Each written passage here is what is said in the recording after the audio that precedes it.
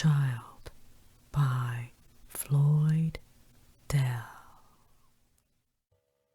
Chapter 19. The Drama of Life. As to his immediate proposals, I think the artist has made himself quite clear, but he opened up an interesting vista of possibilities when he spoke of being Minister of Public Education. He said he couldn't do certain things because he wasn't Minister of Public Education. What we would like very much to know is what he would do if he were. Do you mind telling us? In the first place, I would set fire to, but you are sure I am not taking up your time unduly? No, go on. I would set fire to the coattails of all the present boards of education who are now running our educational system in complete indifference to the interests of the child. I would institute democratic control, turn the school system over to the National Guild of Young Artists. My career as an educational autocrat would necessarily stop right there so far as the internal revolutionizing of education is concerned. For what I've been telling you is simply what I think the children themselves would do with the schools if they were allowed to run them. But education, as I understand it, does not stop short with the school. It extends throughout all life. It is what I would call the civilizing process, and there is much to be done to many departments of life before they can become part of a real civilizing process. I will describe only one, but not the least fundamental of these changes, the democratizing of the theater, or rather, as I should say, turning it into a school. A school of what, you will ask? A school of life, of aspiration, of progress, of civilization. It can be all these things if it becomes the people's theater. Therefore, as Minister of Public Education, I propose to confiscate the theaters and turn them over to the people. But again, when I speak of the theater, I do not mean merely the buildings in which plays are given. I mean all those arts which are part of communal creativity. I propose to unite them all in communal festivals of human progress. I do not propose that we shall begin by holding classes in the Hippodrome, though that will come. I propose to begin with solemn and magnificent national holiday pageants similar to those which were so frequently and gorgeously celebrated during the days of the great French Revolution. At this moment, a policeman approaches the stage.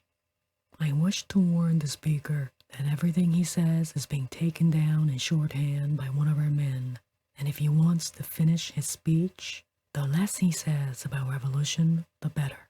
That's all. Thank you, I should have said, during the days of a certain great political and social upheaval which laid the foundations of modern life in general, and of our gallant ally, the French Republic, in particular. The historic festivals of which I speak were in charge of the great artists and composers of the nation, and their art and music were used to express the common emotion and purpose of the people. So it will be with ours. Our artists will unite to express the new ideals of mankind, and together with each other and with the people will lay the foundation of a new and democratic art. It is here that the theaters which will already be in charge of the guilds of artists will come into play, for the new art must have a solid basis in popular emotions such as only the theater can give. They will therefore present plays which criticize the old slave system, satirize its manners, its traditional heroes, its ideals. Plays which invest with tragic dignity the age-long struggle of the people against oppressive institutions and customs. Plays which creatively foreshadow a new popular culture and morality. and plays which celebrate the final victory of the people in their revolutionary struck another policeman. Are ye making an address on education or trying to incite a riot? Leave that word revolution alone. This is the second time we're warning ye. I'm sorry. I had hoped to show the influence of the national aspirations of a great Celtic people upon their artistic life, and the final flowering of their dreams in a certain political and social upheaval. Oh, you mean the Irish Revolution? That's different. You're all right. Go on. My time, however, is short. I shall leave to our imagination the means to be used in furthering these aims by the democratization of technical artistic culture. I shall speak only of its spiritual aspects. The theater, as I've said, will take the lead in preparing for the new day by presenting plays which will teach the people courage and confidence in their destiny, teach them to scorn the ideals of the traditional past, deepen their sense of community with the people in all lands in their worldwide struggle for freedom, and make them face the future with a clear and unshakable resolution and indomitable will to victory.